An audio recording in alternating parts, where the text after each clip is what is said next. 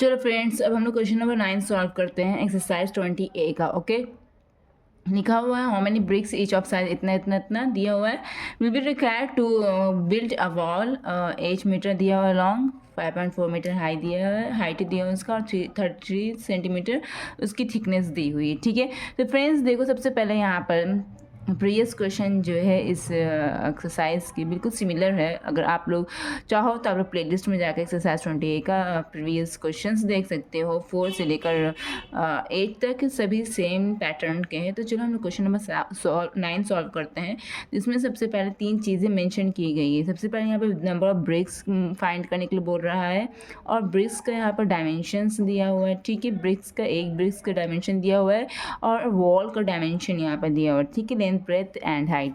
चलो इसको हम लोग कॉपी में सबसे पहले नोट डाउन करते हैं फ्रेंड्स।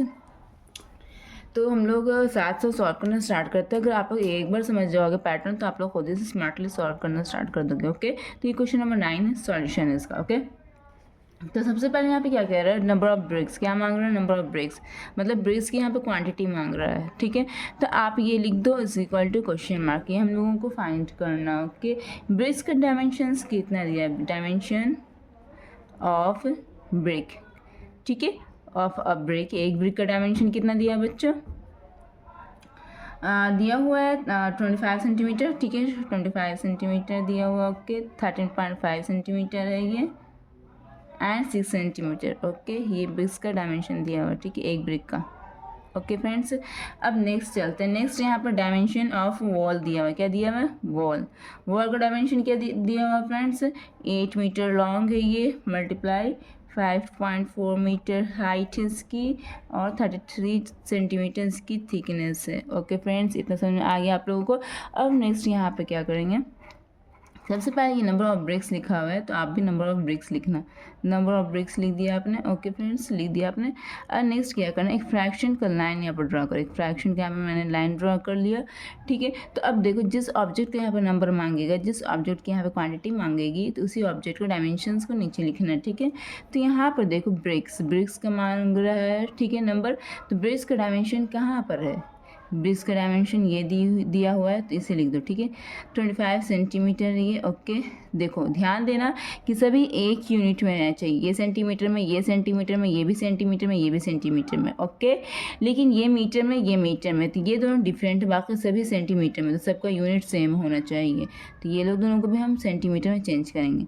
तो पहले मैं जैसे बता रही हूँ वैसे लिखो। ओके, तो यहाँ पर 25 सेंटीमीटर लिख दो, ब्रिक्स का डायमेंशंस लिखो, और 13.5 है ये सेंटीमीटर में, ये भी है, इसको चेंज करने की ज़रूरत नहीं है, और 6 सेंटीमीटर में। ओके, इसको चेंज करने की ज़रूरत नहीं। ठीक है, अब देखो फ्रेंड्स, यहाँ पे 8 मीटर, ये क्या है, 8 मीटर है। 8 मीटर में हम कितना मल्टीप्लाई करेंगे कि सेंटीमीटर बन जाएगा, 8 मीटर में हम 100 मल्टीप्लाई करेंगे तो ये सेंटीमीटर बन गया। अब ये सेंटीमीटर बन गया है ना, कोई भी मीटर वाले नंबर को अगर हम 100 से मल्टीप्लाई करते हैं तो वो सेंटीमीटर में चेंज हो जाता है। तो ये 8 मीटर अगर हम इसको 100 से मल्टीप्लाई करेंगे तो ये सेंटीमीटर में चेंज हो गया। तो इसको हम डायरेक्टली ऐसे लिख सकते हैं ना, 8 इंटू 100। ओके, चलो इसका काम तमाम। ये सेंटीमीटर में यहाँ पर चेंज हो गया, ये मल्टीप्लाई। ओके, 5.4 है, ये भी तो मीटर में है ना, 5.4 भी तो मीटर में है।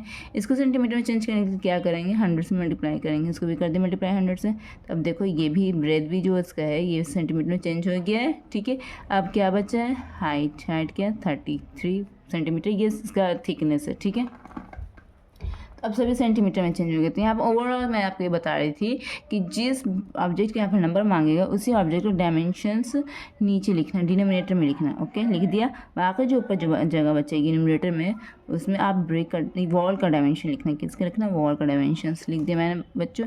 अब एक पॉइंट हटा तो नीचे क्या हो जाएगा, एक डिजिट के पहले डेसिमल ना, तो 1 0 लग जाएगा। ओके, नीचे भी देखो पॉइंट है, इधर नीचे से भी हटाएंगे पॉइंट तो ऊपर कितना, 0, 1 पर 0 लगेगा, 1 0 लगेगा। ओके, हो गया। अब कहीं पर पॉइंट नहीं है ना, नहीं। ओके, 1 0 से 1 0 काटना स्टार्ट कर दो। ठीक है, तो अच्छा अब क्या कटा, 25 25 4 100 कर दिया बच्चों डायरेक्टली। अब क्या कटेगा, 2 3 6 2 4 8 कर दिया बच्चों, है ना, 3 3 3 3 3 3 कर दिया बच्चों।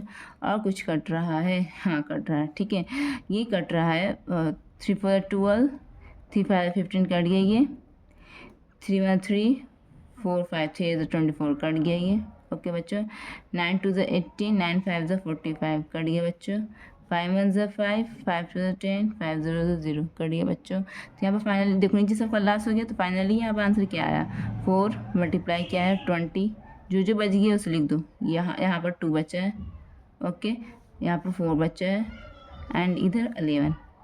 बाकी सब तो खल्लास हो गया है, और से देख लेना, ठीक है, सभी खल्लास हो गए, ठीक है। सबको अब मल्टीप्लाई कर देना है, तो 4 2 ज़ा 8, 8 4 ज़ा 32, 32 होगा। तो ये तीनों का मैंने मल्टीप्लाई किया, 32 इंटू 20 इंटू 11। इसी तरीके से बच्चों 11 और 22 को मल्टीप्लाई करोगे तो क्या हो जाएगा, 22 0 इंटू 32। यही है ना बच्चों। अब 32 और 22 को मल्टीप्लाई कर देते हैं, यहाँ पर हम रफ में कर रहे हैं। आपको जैसे मल्टीप्लाई करने बना आप वैसे मल्टीप्लाई करना, ठीक है। इसमें कोई रूल्स नहीं है किसी को पहले कर मल्टीप्लाई, ठीक है। जैसा आपको साइन लगे उसको मल्टीप्लाई करना है वैसे करो, ठीक है। तो मैं अपना कंफर्टेबल हिसाब से मैं जैसे करूँ वैसे करूँगी।